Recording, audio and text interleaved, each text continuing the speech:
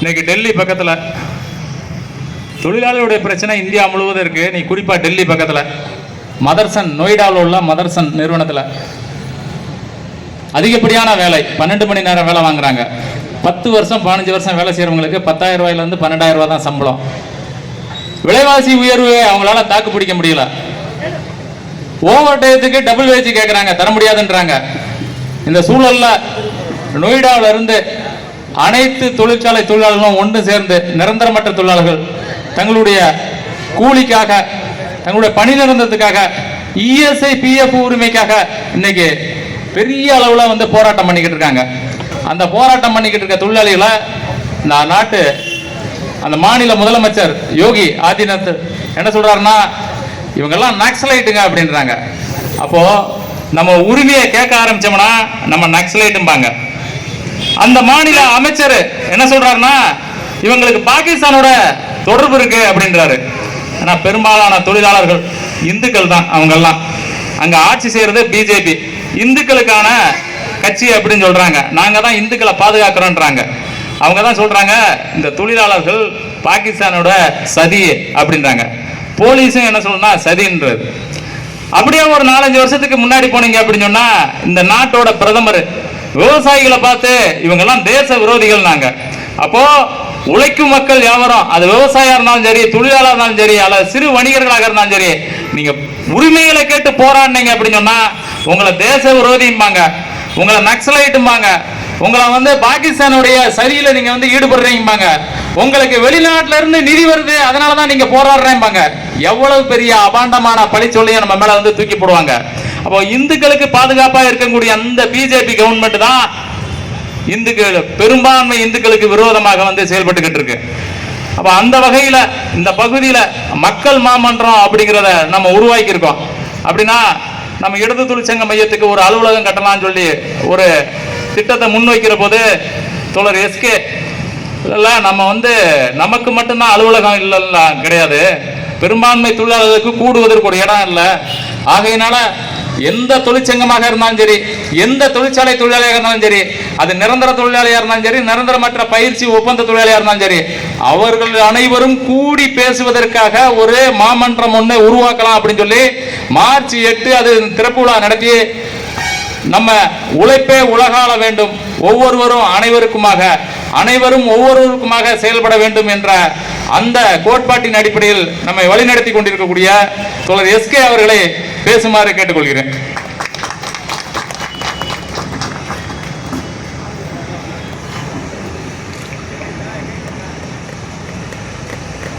அன்றைக்குரிய திருப்பெரும்புதூர் சட்டமன்ற தொகுதி வேட்பாளர் அன்பு தோழர் தமிழரசன் அவர்களே, இடது தொழிற்சங்க மையத்தினுடைய ஏஐசிசியினுடைய ஒருமைப்பாடு மன்றத்தினுடைய பொறுப்பாளரும் இந்திய கம்யூனிஸ்ட் கட்சி மார்க்சிஸ்டினுடைய மாநில குழு உறுப்பினருமான தோழர் ராஜகுரு அவர்களே, பல்வேறு தொழிற்சங்கங்களின் தலைவர்களே, அருமை தொழிலாளர் தோழர்களே, பகுதி வாழ் பொதுமக்களே, உங்கள் அனைவருக்கும் என்னுடைய வணக்கங்களை தெரிவித்துக் கொள்கிறேன். நடப்பது சட்டமன்ற தேர்தல். 23ஆம் தேதி தமிழ்நாடு முழுவதும் இருக்கிற 734 தொகுதிகளிலிருந்து தமிழ்நாட்டு மக்கள் தமிழ்நாட்டை யார் ஆள வேண்டும் என்பதை முடிவு செய்ய போகிறார்கள். ஆனால் டெல்லி செங்கோட்டையிலிருந்து நரேந்திர மோடி, நாடாளுகிற நரேந்திர மோடி செயின்ட் ஜார்ஜ் கோட்டையை, சென்னையில் இருக்கிற செயின்ட் ஜார்ஜ் கோட்டையை எப்படியாவது பிடிக்க வேண்டும் என்று முயற்சி எடுக்கிறார். தமிழ்நாட்டுக்கு ஒரு மிகப்பெரிய ஆபத்து வந்தது. அந்த ஆபத்து நேற்று நாடாளுமன்றத்தில் முறியடிக்கப்பட்டிருக்கிறது. தமிழ்நாட்டினுடைய மிகப்பெரிய தலைவர்களில் ஒருவர் அண்ணா அவர்கள். இந்த தொகுதியிலே போட்டியிடுகிற ஒரு கட்சி, அந்த கட்சியினுடைய கொடி, அந்த கொடியில் அண்ணாவின் படம் இருக்கிறது. அந்த கட்சியினுடைய பெயரில் அண்ணாவின் பெயர் இருக்கிறது. ஆனால் அண்ணா சொன்ன ஒரு அபாய அறிவிப்பை, அண்ணா சொன்ன ஒரு எச்சரிக்கை பழனிசாமியினுடைய அந்த கட்சி மறந்துவிட்டது. என்ன எச்சரிக்கை? வடக்கு வாழ்கிறது, தெற்கு தேய்கிறது என்றார். என்ன வடக்கு வாழ்கிறது, தெற்கு தேய்கிறது? டெல்லிக்கும் வட இந்தியாவில் இருந்து, டெல்லி இருந்து நம்மை ஆள்பவர்களுக்கும் தமிழ்நாட்டில் இருப்பவர்களுக்கும் இடையிலே இந்த சட்டமன்ற தேர்தல் ஒரு போராக மாறி இருக்கிறது என்று மு.க. ஸ்டாலின் சரியாகத்தான் சொன்னார். அது தவறில்லை. வடக்கு வாழ்கிறது, தெற்கு தேய்கிறது என்று அண்ணா சொன்னது இன்றும் நடக்கிறது. எப்படி நடக்கிறது? ஒன்றிய அரசுக்கு இந்தியா முழுவதும் இருக்கிற எல்லா மாநிலங்களிலிருந்தும் யூனியன் டெரிட்டரிகளிலிருந்தும் நிதி செல்கிறது. வரி வருவாய் நம்மிடமிருந்து பெறப்படுகிற நிதி சாமானிய மக்களிடமிருந்து, ஏழை எளிய மக்களிடமிருந்து, உழைக்கிற மக்களிடமிருந்து, சிறு வியாபாரம் செய்வர்களிடமிருந்து பெறப்படுகிற நிதி ஒன்றிய அரசினுடைய கஜானா, பொக்கிஷம். அதை போய் நிரப்புகிறது, கருவூலங்களை நிரப்புகிறது. ஆனால் ஒன்றிய அரசு மாநிலங்களுக்கு பிரித்து தர வேண்டியிருக்கிறது. மாநிலங்களை நடத்த, தமிழ்நாட்டை நடத்த, கர்நாடகாவை நடத்த, கேரளாவை வழிநடத்த ஒன்றிய அரசு நிதி ஒதுக்க வேண்டியிருக்கிறது. இங்கேதான் அநீதி நடக்கிறது. முதலாளிகள், நிர்வாகங்கள் ஊதிய உயர்வு பேச்சுவார்த்தைக்கு போகும்போது என்ன செய்வார்கள் என்றால், நாம் வாழுகிற அளவுக்கு, கௌரவமாக வாழுகிற அளவுக்கு, நாங்களும் எங்கள் சந்ததியினரும் நிம்மதியாக இருக்கக்கூடிய அளவுக்கு, மகிழ்ந்திருக்கக்கூடிய அளவுக்கு எங்களுடைய சம்பளத்தை உயர்த்துங்கள் என்று கேட்போம். அவர்கள் என்ன செய்வார்கள்? எவ்வளவு முடியுமோ அவ்வளவு குறைத்து தருவார்கள். எவ்வளவு வாங்கிக் கொள்ள முடியுமோ அவ்வளவு நம்மிடமிருந்து வாங்கிக் கொள்வார்கள். அதுபோல் ஒன்றிய அரசு, குறிப்பாக பாரதிய ஜனதா கட்சி பதவிக்கு வந்த பிறகு, ஒன்றிய அரசாக மாறிய பிறகு தமிழ்நாட்டிலிருந்து அதிகம் எடுத்துக் கொள்கிறார்கள், ஒட்ட சுரண்டுகிறார்கள். ஆனால் தமிழ்நாட்டுக்கு சேர வேண்டியவற்றை தர மறுக்கிறார்கள். தமிழ்நாட்டின் கல்வி பாதிக்கப்படுகிறது, தமிழ்நாட்டுடைய இளைஞர்களுடைய மாணவர்களுடைய எதிர்காலம் இருளாக்கப்படுகிறது, தமிழ்நாட்டுடைய மருத்துவம் அதற்கு அடிவிடுகிறது. இப்போது இதையெல்லாம் போதாதென்று இறுதியாக ஒரு முயற்சி நடந்தது.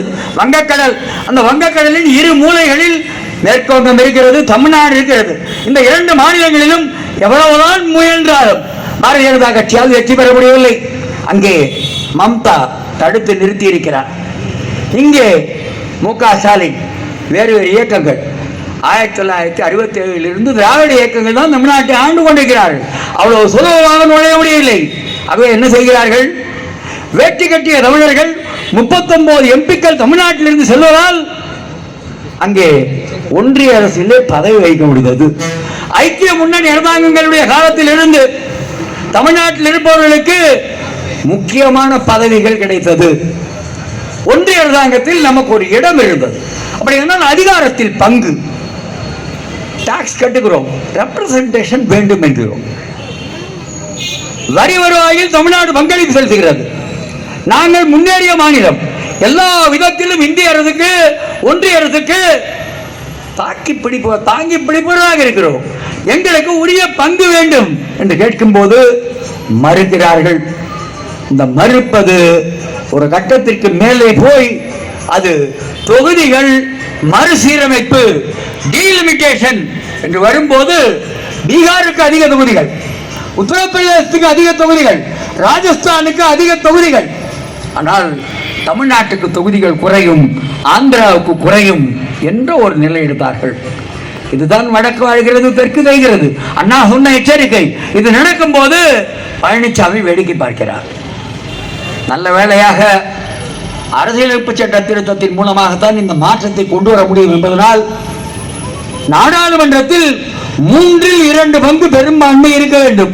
இந்த 3/2 பெரும்பான்மை நேற்று கிடைக்கவில்லை. நாடாளுமன்றத்திலே 298 எம்பிக்கள் இப்படி தொகுதி மறுசீரமைப்புக்கு ஆதரவாக வாக்களித்தார்கள்.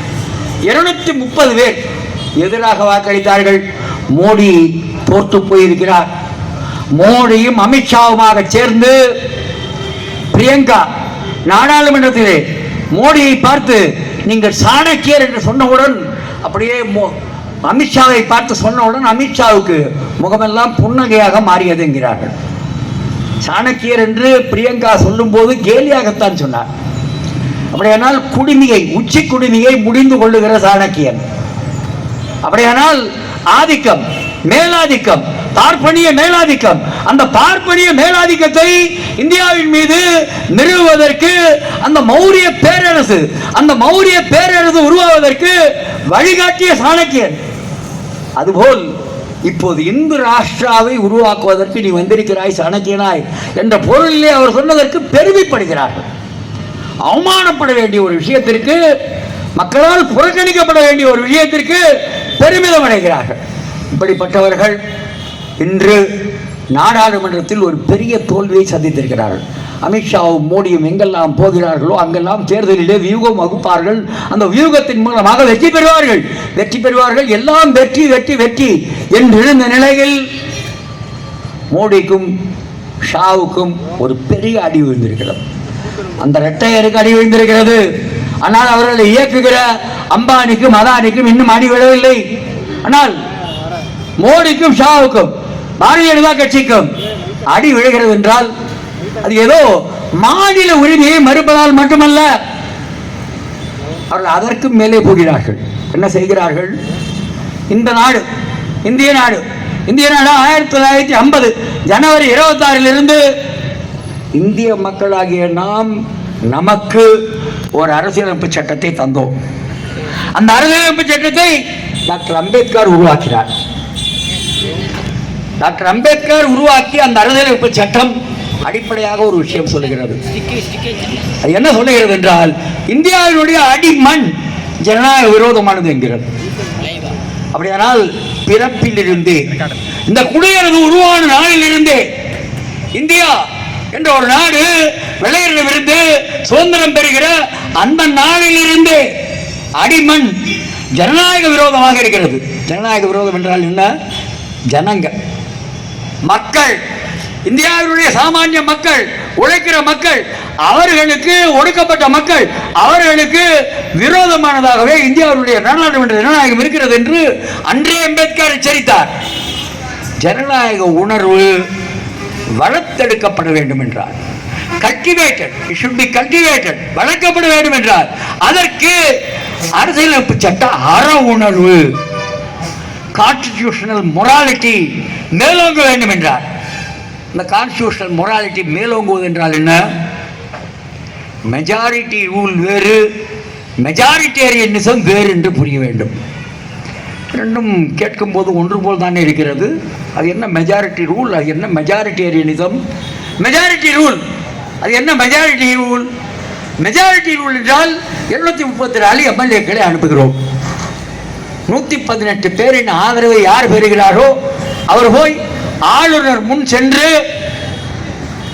ஆட்சி அமைக்க தமிழ்நாட்டில் எங்களுக்கு உரிமைதாரர்கள் என்று கேட்க முடியும். இதுதான் மெஜாரிட்டி ரூல். தனித்தும் கேட்கலாம், வேறு 2 கட்சிகளை 3 கட்சிகளை சேர்த்துக் கொண்டும் கேட்கலாம். ஆனால் அவருக்கு எவ்வளவு இடம் வேண்டும்? அவருக்கு ஆட்சி அமைப்பதற்கு ஆளுநரிடம் போய் எனக்கு தகுதி இருக்கிறது என்று சொல்ல 234 பேர் கொண்ட சட்டமன்றத்தில் 118 என்ற அந்த மந்திர எண் அவர்கள் கைக்கு சிக்க வேண்டும், கைவசமாக வேண்டும். 118 இடங்கள் கைவசமாகவர் ஆட்சி அமைக்கிற உரிமையை கோர முடியும். இது மெஜாரிட்டி ரூல். ஆனால் இங்கே தான் அம்பேத்கர் சொல்லுகிறார், மெஜாரிட்டி ரூலும் மெஜாரிட்டேரியனிசமும் ஒன்றல்ல. அவர் எங்கே பயப்படுகிறார்? அவர் ஒன்று சொன்னார், சங்கடமான விஷயம்தான், ஆனால் உண்மையிலே இந்தியாவை வாட்டி வதைக்கிற விஷயம். அம்பேத்கர் சொன்னார், மற்ற நாடுகளிலே உழைப்பு பிரிவினை இருக்கிறது, டிவிஷன் ஆஃப் லேபர். ஆனால் இந்தியாவில் உழைப்பாளிகள் மத்தியில் ஜாதி அடிப்படையில் பிரிவினை இருக்கிறது. ஊர் என்றும் சேரி என்றும் பிரிந்திருக்கிறது. ஊருக்குள்ளே 1000 சாதிகள், வேறு வேறு சாதிகள் இருக்கும் போது இந்த நாட்டை எப்படி நாடு தேசம் என்று சொல்ல முடியும்? மனிதர்களாக இல்லாமல் சாதிகளாக பிரிந்திருக்கும் போது, சாதிய நஞ்சு காற்றிலே கலந்திருக்கும் போது, வீசுகிற காற்றுக்குள்ளே சாதி நுழைந்திருக்கும் போது இது எப்படி ஒரு நாடாக முடியும் என்று கேள்வி எழுப்பினார். அப்போதுதான் சொன்னார், பெரும்பான்மையை சிறுபான்மையை ஏறி மிதிப்பதற்கு பதிலாக அரவணைக்க வேண்டும், அன்பாக தழுவிக்கொள்ள வேண்டும். இந்துக்கள் இந்தியாவிலே 75% இருக்கிறார்கள், இஸ்லாமியர்கள் 20% இருக்கிறார்கள். இந்தியா பாகிஸ்தான் என்று 1947 ஆகஸ்ட் 15-17 நாட்களிலே பிரிந்த போது இரண்டு பக்கமும் லட்சக்கணக்கானவர்கள் செத்து மடிந்த போது காந்தி நாதுராம் கோட்சேயால் ஆர்எஸ்எஸ் முன்னோர்களால் படுகொலை செய்யப்பட்ட போது இஸ்லாமியர்கள், இந்தியாவிலே இருக்கிற இஸ்லாமியர்கள், ஜம்மு காஷ்மீரிலே வாழ்கிற இஸ்லாமியர்கள், மேற்கு வங்கத்திலே வாழ்கிற இஸ்லாமியர்கள், உத்தரப்பிரதேசத்திலே பீகாரிலே வாழ்கிற இஸ்லாமியர்கள், ஏறத்தாழ 20 கோடி இஸ்லாமியர்கள் நான் இஸ்லாமிய பாகிஸ்தானுக்கு போக மாட்டேன், இந்தியாதான் என் நாடு, இமயம் முதல் குமரி வரை இருக்கிற இந்த இந்தியாதான் என்னுடைய நாடு, இந்த இந்தியாவில் பன்மைத்துவத்துக்கு இடம் இருக்கிறது, இந்த இந்தியாவில் மதச்சார்பின்மைக்கு இடம் இருக்கிறது, இந்த இந்தியாவில் அரசியலமைப்பு சட்டப்படி சட்டத்தின் முன் அனைவரும் சமம், இந்த இந்தியாவில் ஒவ்வொரு வயது வந்த குடிமக்களுக்கும் வாக்குரிமை உண்டு, இந்த உன்னதமான கூறுகள் எல்லாம் இருக்கக்கூடிய இந்தியாவிலே தான் நான் இருப்பேன், பாகிஸ்தானுக்கு போக மாட்டேன் என்றார்கள். ஆனால் இன்று என்ன நடக்கிறது? அந்த இஸ்லாமியர்கள் வேட்டையாடப்படுகிறார்கள். என்ன பேர் சொல்லி வேட்டையாடப்படுகிறார்கள்? பெரும்பான்மை மதம் இந்து மதம். ஆகவே இந்தியா இந்து நாடு, மசூதி இருக்கிற இடங்கள் எல்லாம் இடிக்கப்படும், பாபர் மசூதி இருக்கிற இடத்திலே ராமன் கோயில் கட்டப்படும், மதச்சார்பின்மையினுடைய இதயத்திலே கடப்பாறை கொண்டு இடிப்போம். கேட்க முடியாது என்கிறார்கள். உன் வீட்டில் குழந்தை பெட்டிக்குள்ளே நீ என்ன உணவு வைத்திருக்கிறாய் என்று சோதிக்கிற உரிமை காவி கும்பல்களுக்கு உண்டு என்று மிரட்டுகிறார்கள். சமத்துவம் என்பதற்கு இடமில்லை, நீயும் நானும் சமமாக முடியாது என்று பகிரங்கமாக சொல்லுகிறார்கள். இதே கதைதான் சாதி பெரும்பான்மையினர், சாதி இந்துக்கள் பெயரால் தலித் மக்கள் மீது ஏவுகின்ற வன்முறைகளாக நடக்கிறது. அதனால்தான் ஆணவ படுகொலைகள் நடக்கிறது. இளவரசன் அப்படித்தான் செத்தார், கண்ணகி முருகேசன் 2 பேருமே அப்படித்தான் செத்தார்கள். கடைசியாக கவின், தமிழ்நாட்டிலே கவின் படித்த இளைஞன், பார்த்தாலே தெரியும், பண்பாளர், படித்தவன், 30 வயது கூட நிரம்பாதவன். அவன் செய்தது விரும்பிய பெண்ணை நேசித்தார், அந்த பெண்ணும் விரும்பினாள். அந்த கவினை பட்டப்பகலிலே சாதி ஆதிக்கம் வெட்டி கொன்றது. சாதி சாதி சாதி என்று சொல்லி தலித் மக்களுக்கு எதிராக அந்த ஜாதி ஆதிக்கம் ஏவப்படுகிறது. இதுவும் பெரும்பான்மைத்துவம். இந்த பெரும்பான்மைத்துவம் இது அரசியலமைப்பு சட்ட அற உணர்வுக்கு விரோதமானது. இதனால் நாம் எதிர்க்கிறோம். சீனத்தில் கம்யூனிஸ்ட் கட்சியினுடைய ஆட்சி வந்தபோது அதற்கு முன்பாகவே மாவோ சொன்னார், பல நூறு பூக்கள் மலரட்டும், பல நூறு கருத்துக்கள் முட்டி மோதட்டும். அப்படியானால் பன்மைத்துவம். உலகில் பல்வேறு ஜீவராசிகள் இருக்கின்றன. இந்த மண், இந்த பூமி நமக்கு மட்டும் சொந்தமானதல்ல. இந்த பூமியிலே விலங்குகள் இருக்கிறது, இந்த பூமியிலே தாவரங்கள் இருக்கிறது, இந்த பூமியிலே மரங்கள் இருக்கிறது, இந்த பூமியிலே இயற்கை இருக்கிறது, இந்த பூமியிலே எல்லோருக்கும் சொந்தமானது. அப்படியானால் நாமும் நம் தலைமுறையும் பெறுவதை காட்டிலும் மேலானதாக அடுத்த தலைமுறைக்கு இந்த பூமியை விட்டு செல்ல வேண்டும். இப்படி இருக்கிற இடத்திலே தான் பாரதிய ஜனதா கட்சி இந்தியாவிலே என்ன கொள்கை வைத்திருக்கிறார்கள்? ஒரு 3D டிவைட், மக்களை பிரித்து விடு, எப்போதுமே பிரித்து கொண்டே இரு, சேர விடாதே. தொழிற்சாலைக்குள்ளே நீ பர்மனன்ட் தொழிலாளி, நீ அப்ரண்டிஸ், நீ நீம் அப்ரண்டிஸ், நீ அந்த அப்ரண்டிஸ், இந்த அப்ரண்டிஸ், நீ டெம்பரரி தொழிலாளி என்று எப்படி பிரித்து வைத்திருக்கிறானோ அதுபோல் சமூகத்தில் சாதி பெயரை சொல்லி பிரி, மொழியின் பெயரால் பிரி, மதத்தின் பெயரால் பிரி. இதுதான் டிவைட். அடுத்து என்ன? டைவர்ட். அவர்களுக்கு உண்மையிலே பெண்களின் மீது அக்கறை கிடையாது. பெண்களின் மீது அக்கறை உள்ள ஆட்சி பிஜேபி இல்லை. வீட்டுக்குள்ளே பெண்ணை பூட்டி வைக்க வேண்டும் என்று நினைக்கிற பிற்போக்காளர்களை கொண்டது. அன்றிலிருந்து அம்பேத்கர் இந்து மதத்திலே இருக்கிற பெண்களுக்கு சொத்துரிமை கொண்டு வரும்போது அதற்கு எதிராக அன்றிலிருந்தே கலகம் செய்தவர்கள் இந்துத்துவவாதிகள். அப்படிப்பட்டவர்கள் இன்று மக்களுடைய கவனத்தை திசை திருப்புகிற எல்லா நடவடிக்கையிலும் ஈடுபடுவார்கள். டைவர்ட். அடுத்தது என்ன? டெஸ்ட்ராய், அழித்துவிடு. எதையெல்லாம் அழிக்கிறார்கள்? தேர்தல் ஆணையம், அதனுடைய சுதந்திரம் அழிக்கப்படுகிறது. அப்படியானால் மக்கள் ஆட்சியாளர்களை தேர்ந்தெடுக்க வேண்டும். அதற்கு பதிலாக என்ன நடக்கிறது? ஆட்சியாளர்கள் வாக்காளர்களை தேர்ந்தெடுக்கிறார்கள். அதற்கு பெயர் SIR என்று சொல்கிறார்கள். வங்கத்திலே யார் வாக்காளர்கள் என்பதை ஒன்றிய அரசாங்கமும் தாமரை கட்சிக்காரர்களும் தேர்தல் ஆணையமும் தேர்ந்தெடுக்கிறது. கிட்டத்தட்ட நீதிமன்றங்கள் பாரதிய ஜனதா கட்சியினுடைய கிளை போல் மாறி வருகின்றன. எல்லா நிறுவனங்களையும் ஒழித்து கட்டுகிறார்கள். இந்திய ஜனநாயகத்தை தாங்கி பிடிக்கிற, தூக்கி பிடிக்க வேண்டிய எல்லா நிறுவனங்களையுமே அழித்து ஒழிக்கிறார்கள். டெஸ்ட்ராய். இதுதான் பாரதிய ஜனதா கட்சியாக இருக்கிறது. இங்கே தான் என்ன சொல்லுகிறார்கள்? பாரதிய ஜனதா கட்சி எங்களுடைய கூட்டணி வந்தால் டபுள் இன்ஜின் ஆட்சி வரும். டபுள் இன்ஜின் ஆட்சி என்றால் என்ன? அது புல்டோசர் ஆட்சி. ராஜகுரு பேசும்போது சொன்னார், ஹரியானாவில் உத்தரப்பிரதேசத்திலே மிகப்பெரிய போராட்டங்கள் நடக்கிறது என்று. என்ன போராட்டங்கள்? நானும் தேடி பார்த்தேன். மதர்சன், அங்கே ஒரு மதர்சன் இருக்கிறது. ஜவுளி, அப்படியானால் ஆடைகள், ஏற்றுமதி ஆடைகள் தயாரிக்கிற நிறுவனங்கள், ஆட்டோமொபைல் நிறுவனங்கள், எலக்ட்ரானிக் நிறுவனங்கள்.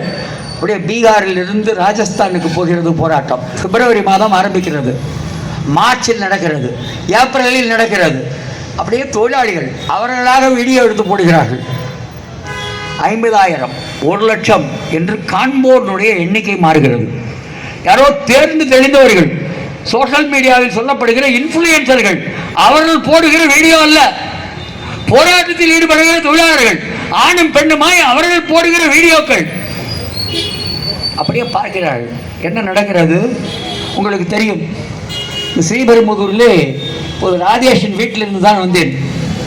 நான் ஒரு 4:40 இங்கே வந்து விட்டேன். வீட்டில் வாடகை எவ்வளவு என்று கேட்டால் 7,500 என்று சொன்னார். டெல்லி தலைநகரம், 140 கோடி மக்கள் வாழ்கிற இந்தியாவுக்கு தலைநகரம் டெல்லி. இந்த டெல்லி தலைநகர் மண்டலம், நேஷனல் கேபிட்டல் ரீஜன் என்கிறார்.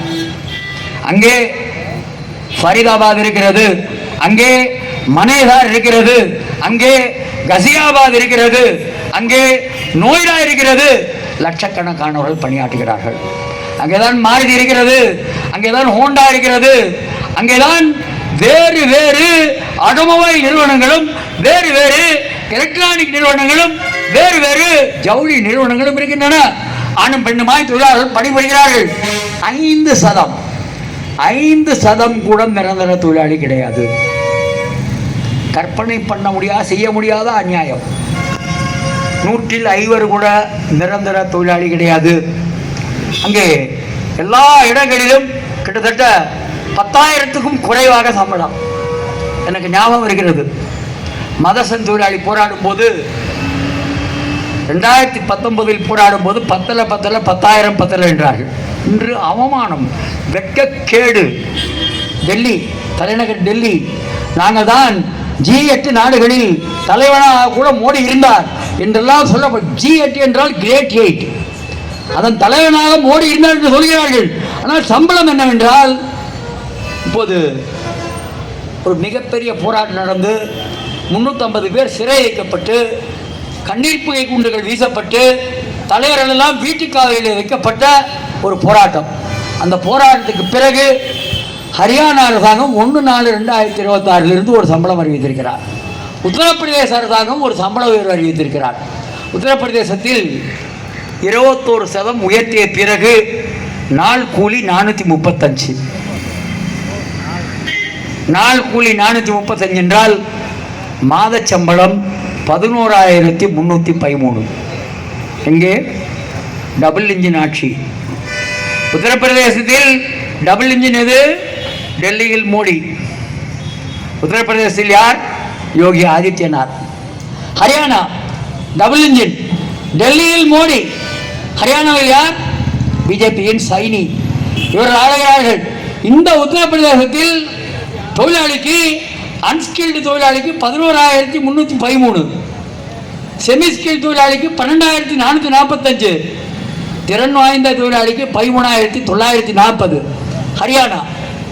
ஹரியானாவில் நாள் கூலி 35% உயர்ந்த பிறகு, 35% போராட்டத்தில் உயர்ந்த பிறகு 585 41 15220. கேட்பவர்களை என்ன சொல்லுகிறார்கள்? எதிர்த்து போராடுபவர்களை நகர்ப்புற நக்சல்கள் என்கிறார்கள், அர்பன் நக்சல். அடுத்து பாகிஸ்தானிலிருந்து வீடியோ போடுகிறான். யார் போராடுகிறார்கள்? தடியடிப்பட்ட பெண் போடுகிறார், தடியடிப்பட்டு போலீசாரால் துரத்தப்படுகிற ஆண் போடுகிறார். அந்த வீடியோவை, அந்த காணொலியை பல்லாயிரக்கணக்கானவர்கள் பார்க்கிறார்கள். ஆனால் இவன் என்ன சொல்லுகிறான்? அப்படியே பாகிஸ்தானுடைய ஆதரவாளர்கள் போடுகிறார்கள். பாகிஸ்தானிலிருந்து வீடியோ வருகிறது. நகர்ப்புற நக்சல்கள் இந்த போராட்டத்தை தூண்டிவிடுகிறார்கள். இந்த கூலி காணுமா? அங்கே கேஸ் மீட்டரில் வருகிறது. 1 கிலோ 100 ரூபாய். 1 கிலோ சமையல் எரிவாயு 100 ரூபாயாக இருந்தது, 600 ரூபாயாக மாறுகிறது. என்ன செய்வார்கள் தொழிலாளர்கள்? ஈரான் போர், இந்த போர் வந்த பிறகு சமையல் எரிவாயுடைய விலை உயர்ந்தது. இந்த ஜியோ 2 நாட்களுக்கு முன்பு போடப்பட்டது என்றால் மறுநாளே வீட்டு சொந்தக்காரர்கள் வாடகையில் 500 ரூபாய் உயர்த்தி விட்டார்கள். என்ன செய்வார்கள் அந்த தொழிலாளர்கள்? யார் அந்த தொழிலாளர்கள்?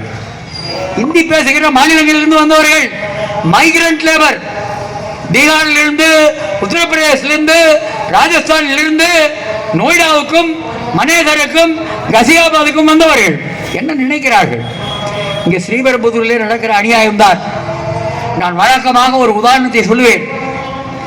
சாலை ஓரத்தில் இருக்கிற கரும்பு சாறு பருக வேண்டும் என்றால் அந்த கரும்பை திரும்ப திரும்ப திரும்ப திரும்ப அந்த எந்திரத்துக்குள்ளே நுழைப்பார்கள்.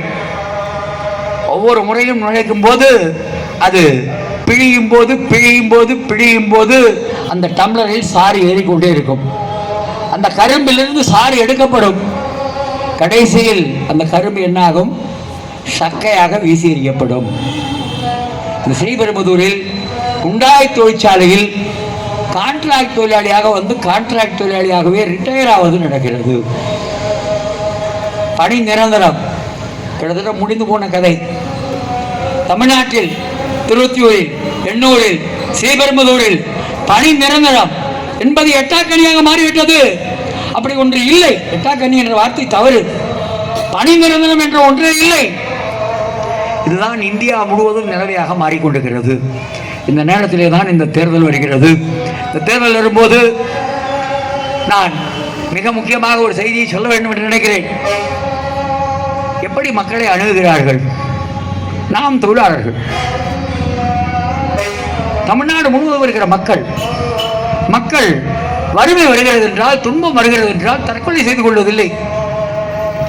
எப்படியோ எதிர்நீச்சல் போடுகிறார்கள், பூ விற்கிறார்கள், ஏதாவது பலகாரம் செய்து அதை தெருவிலே போய் வைக்கிறார்கள், ஏதோ ஒன்று செய்து பிழைக்க பார்க்கிறார்கள்.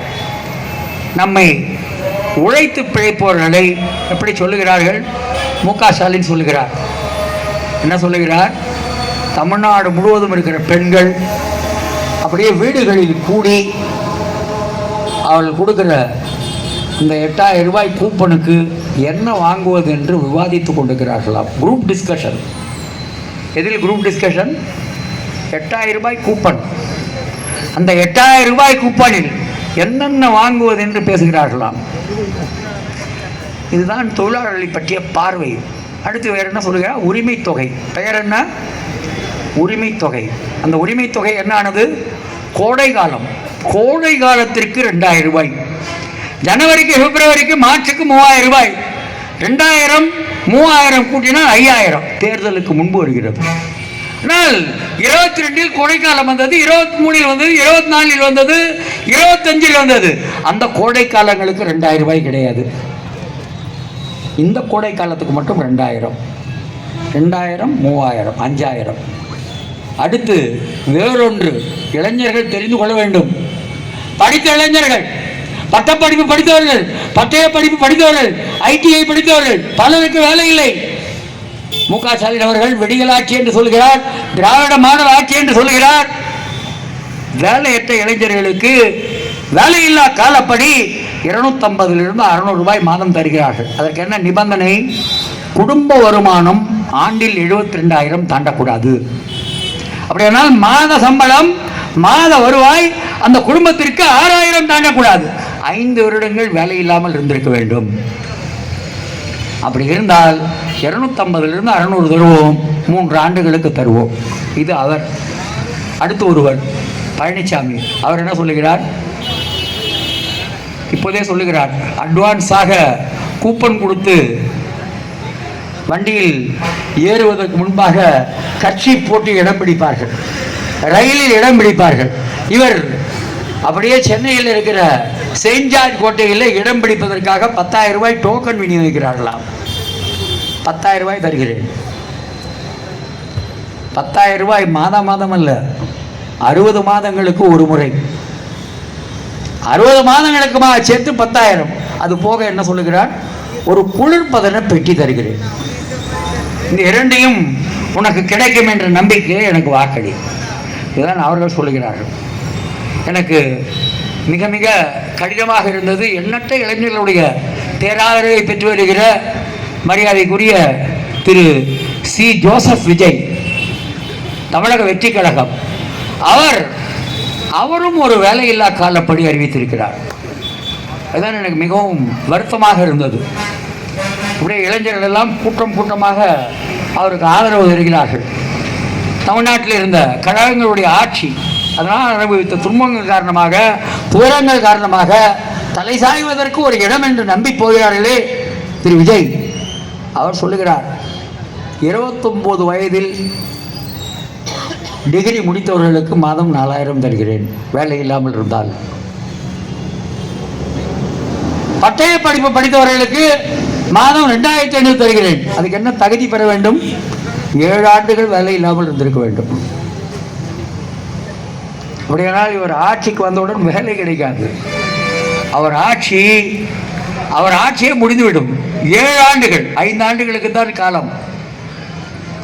7 ஆண்டுகள் முடிந்த பிறகு 29 வயதானால் உனக்கு நான் பட்டப்படிப்பு படித்திருந்தால் 4,000 ரூபாய் தருகிறேன். அப்படி இல்லை என்றால் பட்டய படிப்பு என்றால் 2,500 தருகிறேன். இதுதான் வாக்குறுதி. அப்படியானால் மக்களை பயனாளிகளாக பார்க்கிறார்கள். கையேந்தி நில், நீ கையேந்தி நில், நான் என் கை மேலே இருக்கும். ஊழல் அரசியல்வாதிகள் அவருடைய கை மேலோங்கி இருக்கும். ஊரை கொள்ளையடிக்கிற அரசியல்வாதிகள் அவர்கள் கை மேலோங்கி இருக்கும். உழைக்கிற நம் கை தாழ்ந்தே இருக்கும். இந்த நிலையில் வைக்க பார்க்கிறார்கள். இதனைத்தான் மாற்ற வேண்டும் என்று சொல்லுகிறோம். தமிழ்நாட்டிலே ஒரு திரைப்பட பாடல் உண்டு. அந்த பாடல் வரிகள் எனக்கு நினைவுக்கு வருகிறது. என்ன வரிகள் இருக்கிறது என்றால், மடி நிறைய பொருள் இருக்கும், மனம் நிறைய இருள் இருக்கும். இல்லை என்பார் இருக்கும் வரை, இருப்பவர்கள் இல்லை என்பார். இதுதான் உலக நியதியாக மாறியிருக்கிறது. மடி நிறைய பொருள் இருக்கும், மனம் நிறைய இருள் இருக்கும். இல்லை என்பார் இருக்கும் வரை, இருப்பவர்கள் இல்லை என்பார். இங்கேதான் உழைக்கிற மக்களுடைய இயக்கம் அதை மாற்றுகிறது. இருக்கிற நிலைமைகளை சொல்வதோடு அது முடித்துக் கொள்ளவில்லை. கடைசியாக ஒன்று சொல்லுகிறது, இருப்பவன் எவனும் தரமாட்டான், இல்லாதவர்கள் விடமாட்டார்கள். அதுதான் நம்முடைய இயக்கங்கள் முன்வைக்கிற முழக்கம். இருப்பவர்கள் தரமாட்டார்கள். நிசான் சங்க நிர்வாகிகளுக்கு தெரியும். எடுப்பிலேயே நிசான் நிர்வாகம் தந்து விடுகிறேன் என்று சொல்லாது. சான்மீனா அந்த தொழிலாளிக்கு தந்து விடுகிறேன் என்று நிர்வாகம் சொல்லாது. எந்த தொழிற்சாலையிலும் நான் தந்து விடுகிறேன், நான் உனக்கு எவ்வளவு கூடுதலாக தருகிறேன் என்று எந்த முதலாளியும் சொல்ல மாட்டான், எந்த நிர்வாகமும் சொல்லாது. ஆனால் தொழிலாளர்கள் விடமாட்டார்கள். இதுதான் அடிப்படையான செய்தியாக இருக்கிறது. இங்கேதான் இந்த பகுதியிலே, இந்த தொகுதியிலே தொழிலாளர் மத்தியிலிருந்து ஒரு வேட்பாளராக நாம் தமிழரசனை நிறுத்தியிருக்கிறோம். இங்கே நாம் அடிப்படையான சில மாண்புகளுக்காக, சில விழுமியங்களுக்காக இந்த தொகுதியிலே போட்டியிடுகிறோம். அப்படியானால் தமிழரசனுக்கு நாம் வாக்கு கேட்கும்போது, 3 நட்சத்திர கொடி சின்னத்துக்கு வாக்கு கேட்கும்போது நாம் என்ன சொல்லுகிறோம்? பயனாளிகளாக இருக்கிற மக்கள், உழைக்கிற மக்கள் போராளிகளாக மாற வேண்டும். இதுதான் நம்முடைய முழக்கம். நாம் ஃப்ரிட்ஜ் தருகிறேன் என்று சொல்ல போவதில்லை. நாம் 8,000 ரூபாய் கூப்பன் தருகிறேன் என்று சொல்ல போவதில்லை. நாம் 10,000 ரூபாய் உனக்கு கிடைக்கும் என்று சொல்ல போவதில்லை. நாம் என்ன சொல்ல போகிறோம்? நாம் கௌரவமாக வாழ நிரந்தர வேலை அவசியம். நாம் நிம்மதியாக வாழ, நாம் ஆரோக்கியமாக வாழ வாரத்தில் 5 நாட்கள் வேலை என்ற நிலை வர வேண்டும். நாம் ஆரோக்கியமாக வாழ நல்ல மருத்துவம், கை கட்டுகிற மருத்துவம் வேண்டும். நம் பிள்ளைகள், நம் சந்ததியினர் அவர்கள் மேலே மேலே மேலே செல்ல, விரும்பியதையெல்லாம் அடைய நல்ல கல்வி அவர்களுக்கு வேண்டும். இவைதான் ஒரு சமூகம் முன்னேறுகிறதா இல்லையா என்பதை தீர்மானிக்குவதோ. அப்படியானால் மக்கள் சார்பு அரசியல், மக்களை மையம் கொண்ட அரசியல். இன்று பாசிச அரசியல் இருக்கிறது, ஆதிக்க அரசியல் இருக்கிறது, ஆள்மயக்கி அரசியல் இருக்கிறது.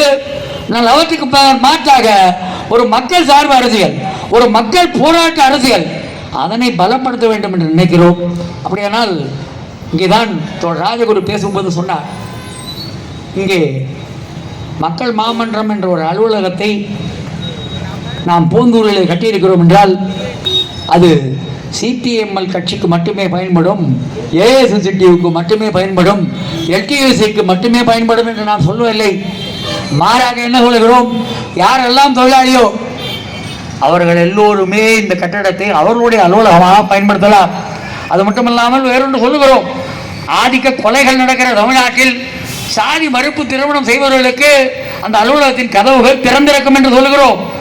அப்படியானால் அனைத்து முற்போக்கு விழுமியங்களுக்கும், இந்த சமூகத்தை மாற்றுகிற, தலைகீழாக இந்த சமூகத்தை புரட்டி போடுகிற எல்லா நடவடிக்கைகளுக்கும் அந்த மக்கள் மாமன்ற அலுவலகம் உறுதுணையாக இருக்கும் என்று சொல்லுகிறோம். அந்த மக்கள் மாமன்றம் என்று சொல்லும்போது நான் உங்களுக்கு கவனப்படுத்துவது, நீங்கள் இந்த கட்சியினுடைய இந்த பேட்ஜை அணிகிறீர்களா அணியவில்லையா என்பதிலிருந்து உங்கள் போராட்டத்தை ஆதரிக்கிற கேள்வியே எழவில்லை என்று நான் கருதுகிறேன். நாம் தொழிலாளர்கள், உணர்வு பெற்ற தொழிலாளர்கள், அவர்கள் நிரந்தரமாகாத தொழிலாளர்கள், சமூகத்தில் இருக்கிற இதர உழைக்கிற மக்கள், அவர்களை தம் தலைமையிலே திரட்ட வேண்டும். இந்த சமூகத்தின் தலைவன் முதலாளி வர்க்கம் அல்ல, இந்த சமூகத்தின் தலைவன் மூலதன கூட்டம் அல்ல, பண மூட்டைகள் அல்ல, செல்வ சீமான்கள் சீமாட்டிகள் அல்ல, ஆதிக்க சக்திகள் அல்ல. இந்த சமூகத்திற்கு தலைமை தாங்க போவது தொழிலாளர்கள் என்ற உணர்வை வளர்க்க வேண்டும். All for each, each for all, ஒவ்வொருவரும் அனைவருக்குமாக, அனைவரும் ஒவ்வொருவருக்குமாக என்ற அந்த முழக்கம் சென்னையிலே தலைநகர் மண்டலத்திலே செயல்பட வேண்டும் என்று விரும்புகிறோம். இந்த முழக்கத்தை ஸ்ரீபெரும்புதூர் தொகுதி முழுவதும் எடுத்து செல்வதற்காக, முதலாளித்துவம் வீழட்டும், சோழலிதம் மலரட்டும் என்ற நம்முடைய அந்த கொள்கை முழக்கம், அதனை பிரபலப்படுத்துவதற்காக, உழைப்பே உன்னதமானது, உழைப்பே உலகாள வேண்டும் என்ற முழக்கத்தை பிரபலப்படுத்துவதற்காக, நாம் இன்றி நாடில்லை, நாடோ நமக்கில்லை, நாமே நாடாவோம், நாட்டை நமதாக்குவோம் என்ற முழக்கத்தை ஸ்ரீபெரும்புதூரிலே பன்னாட்டு மூலதனம், இந்நாட்டு பெருமுதலாளிகள் குவிந்திருக்கிற, ஆட்டி படைக்கிற இந்த ஸ்ரீபெரும்புதூரிலே உழைக்கிற மக்கள் எழுந்து நின்று விட்டார்கள். அதற்கு கட்டியம் கூறுவதாக தமிழரசன் இங்கே வேட்பாளராக போட்டியிடுகிறார் என்ற செய்தியை சொல்ல விரும்புகிறோம். அதற்காகத்தான் இந்த தேர்தல். அதனை புரிந்து கொண்டு 23ஆம் தேதி தேர்தல் நாள் வருகிறது. இந்த தேர்தல் நாள் அன்று தமிழரசனுக்கு 3 நட்சத்திர கொடி சின்னத்துக்கு இந்த பகுதியில் இருக்கிற வாக்காளர்கள் வாக்களிக்க வேண்டும் என்று கேட்டுக்கொள்கிறேன். தொழிலாளர் தோழர்கள் தமிழரசனுக்காக இந்த தொகுதியிலே மீதி இருக்கிற நாட்களிலே பணியாற்ற வேண்டும் என்று கேட்டுக்கொள்கிறேன். நாளை மாங்காட்டிலே ஒரு வாகன பரப்புரை பயணம் இருக்கிறது. இருசக்கர வாகனங்கள் இருப்பவர்கள் எல்லாம் அந்த வண்டிகளை எடுத்துக்கொண்டு வாருங்கள். மாங்காட்டிலே கிட்டத்தட்ட ஒரு மிகப்பெரிய அளவுக்கு நம்முடைய தோழர்கள் பணியாற்றி கொண்டிருக்கிறார்கள். சென்னையிலிருந்து தூய்மை பணியாளர்கள் காலையிலிருந்து மதியம் வரை அரும்பாடுபட்டு வேலை செய்து முடித்துவிட்டு சென்னை நகர வீதிகளை எல்லாம் பெருக்கி தள்ளிவிட்டு அதற்கு பிறகு மாலை இந்த சமூகத்தின் மீது படிந்திருக்கிற அரசியல் குப்பை, ஆதிக்க குப்பை, அதை வீசி எறிவதற்காக அந்த மாங்காடு நெடுக வீதி வீதியாக சென்று பரப்புரை செய்கிறார்கள். அந்த மாங்காட்டில் நாம் நாளை மதியம் 3 மணியிலிருந்து நம்முடைய பரப்புரையினுடைய நிறைவு நாளாக, நிறைவு வேலையாக அந்த பயணத்தை மேற்கொள்கிறோம். நிச்சயமாக தொழிலாளர் வேட்பாளரை பலப்படுத்த 3 நட்சத்திர கொடி சின்னம், அதனை மேலும் மேலும் பிரபல்யப்படுத்த நாளை நடக்கிற பேரணியிலே கலந்து கொள்ளுங்கள் என்றும் வருகிற காலங்களிலே ஒருமைப்பாடு மன்றம் முன்னெடுக்கிற நடவடிக்கைகளுக்கு பேராதரவு பெற வேண்டும் என்றும் கேட்டுக்கொண்டு என்னுடைய முடித்துக் கொள்கிறேன்.